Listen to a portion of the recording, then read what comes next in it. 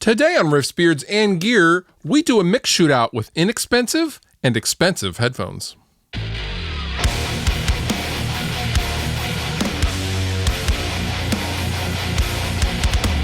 Now, when it comes to audio engineering and mixing, I am always asked if it's A, possible to get a really great sounding mix on a set of headphones, and B, does a lot of money have to be spent to achieve those decent mixes with expensive headphones? Can you get away with inexpensive headphones? Well, this video is going to answer just that.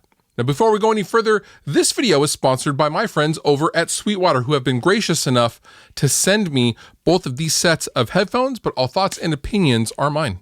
Okay, so what are we going to do for this video? Well, I have a set of Sennheiser HD 280s, which retail for about $99. And then I also have a set of Sennheiser HD 800S headphones, which retail for about $1,600. Okay, so there is an absolute canyon difference in separation between the cost of the HD 280s and the HD 800Ss. And I'm going to use a mix that I did on my Neumanns as a control.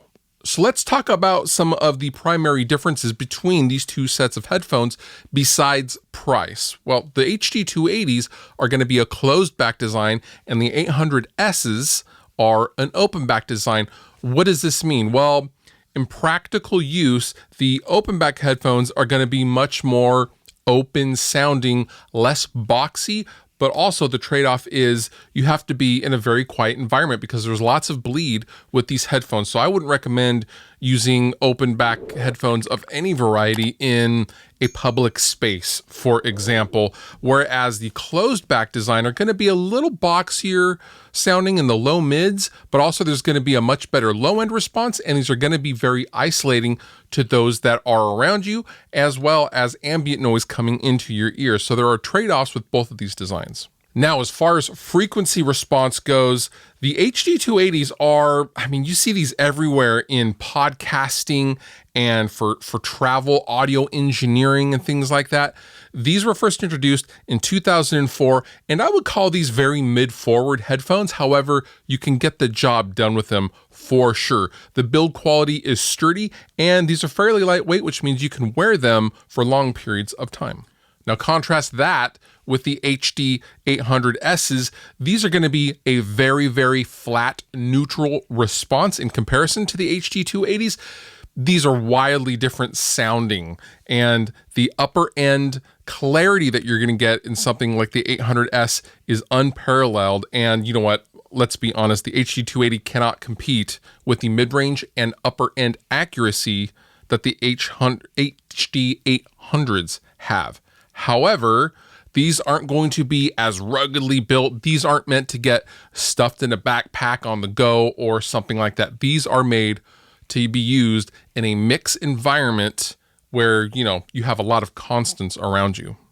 Okay, so here's what I have done. I have used a pre-existing mix that I did with my band for a song called This Holiday that we did back at Christmas time. It's our anti-Christmas song that we did. This is a full band mix that I did back in December on my Neumann KH120 monitors. And I'm going to use that original mix as a control to then go over the mix first with the HD 280s, and then second with the HD 800Ss. And then I'm going to bounce all three of those, dump them into Logic, and then we're going to A/B/C them in real time and hear the differences and see what we come up with. Now, I realize this is a little bit like trying on someone else's glasses, and obviously not all of you can just run out and buy a pair of HD 800S headphones, but the differences that we hear are going to be relative to the sonic differences that I hear with each of these headphones. Ergo, if these are more mid-forward, the resulting mix is going to be more scooped. In theory, right? So I'm going to be reacting and making mixed decisions based on what I am hearing in each pair of these headphones. Now, this isn't super scientific, but I'm also not using something like a SonarWorks 4 or something like that. I'm not using any EQ, fixed EQ, to compensate for the sonic signatures of these headphones. This is me just listening to these headphones and making mix decisions.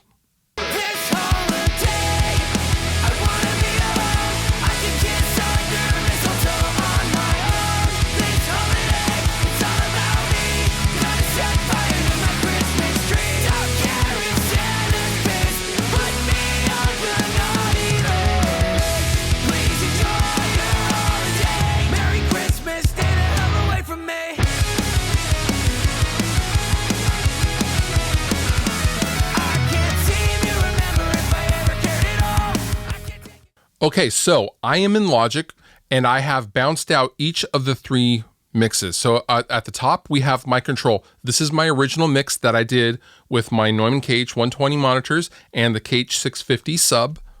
Next, we have the H100S headphone mix. And then lastly, we have the HD280 mix. Now, these are both all of the same length bounces. They all start at the same time. So we can solo these in real time and A/B the differences between the mixes. I'm going to do just that. And I have not pre-listened to these. So all of my reactions are real time. I have not listened to these bounces. So we're going to start with the control to get our ears kind of acclimated. And I'm going to switch, and we're going to talk about what we're hearing.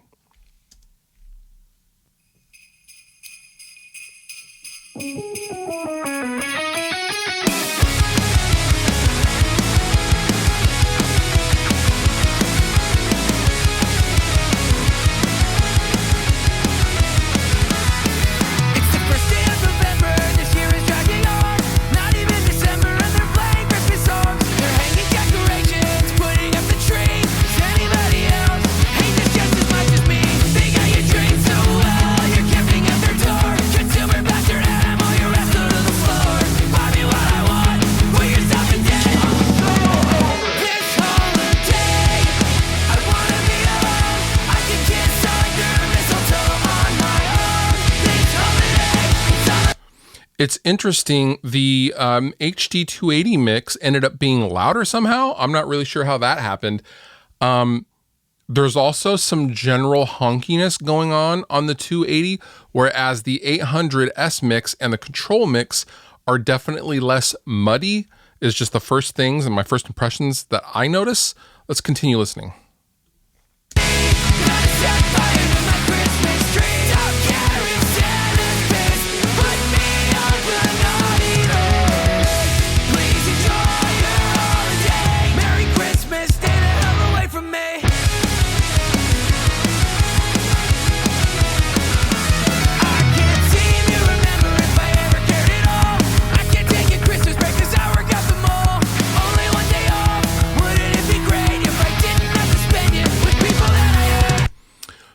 Because of the low end of the HD280, I'm also noticing a little less low end, and the vocal is definitely maybe sitting a bit different. I'm guessing because of the mid-range of the 280 versus the 800S. That's pretty interesting. I took a piss on, you're burning your lung. I'm passed out in the snow, drunk on eggnog. I got a visit from the concert Christmas past. Kicked his stocking up his ass this holiday. I wanna be alone. I can kiss under mistletoe on my own. This holiday, it's all about me. Gonna set fire to my Christmas tree. Not feeling no touch here. Maybe try again next year. Please enjoy. The difference between the control mix and the HD800S is I'm hearing a little bit more top end clarity on the control. And obviously I'm going to hear that on because I'm listening back on my Neumanns, but the upper end clarity can be a bit harsh on the HD800Ss. And that's what I'm kind of hearing in the mix is it's a little more rounded off in the top end of the HD800 mix. Not bad. I mean, either one of these sounds great, but those are just some observations that I'm making. Merry Christmas, stay the hell away from me.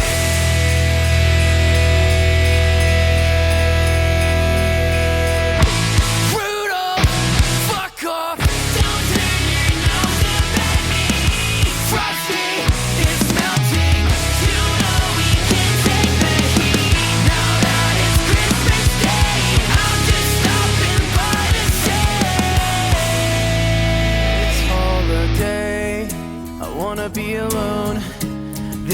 This holiday, I wanna be alone. This holiday, I wanna be alone. I can kiss under mistletoe on my own.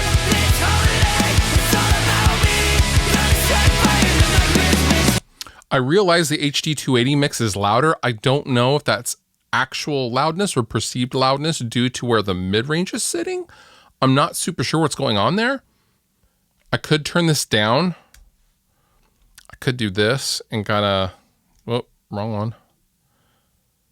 I could turn it down a little bit, I guess. It's like half a dB to make it a little bit more equal, but that's interesting that it's the mastering chain or the two bus chain was unchanged, more or less. Interesting. Okay, let's continue on. Notice the acoustic guitar didn't really change at all with all of these. I'm going to go back to the acoustic guitar section. This holiday, I wanna be alone. This holiday, I wanna be alone. This holiday, I wanna be alone. I can kiss under mistletoe on my own. This holiday, it's all about me. Gonna set fire to my Christmas tree. I'll fly a reindeer games. Caroling drives me insane. Please enjoy your holiday. Merry Christmas, stay the hell away from me. This holiday. This holiday. Don't care if Santa. I feel like the 800S mix and the control mix are pretty close. There's a little bit more low end going on the 800S, I feel like, whereas the 280 has a lot of low end going on.